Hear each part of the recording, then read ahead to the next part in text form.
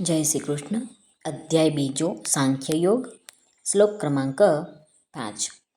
ગુરુન હત્વા હિ મહાનુભાવાન શ્રેયો ભોક્તુમ ભૈક્ષમપીહ લોકે હત્વાર્થકામાંસ્તુ ગુરુનિહૈવ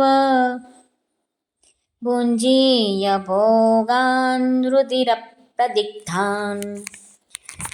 અર્જુન કહે છે, માટે આ મહાનુભાવ ગુરુજનોને નહીં હણીને હું આ લોકમાં ભિક્ષાવૃત્તિ વડે જીવન નિર્વાહ કરવાનું પણ કલ્યાણકારી સમજું છું.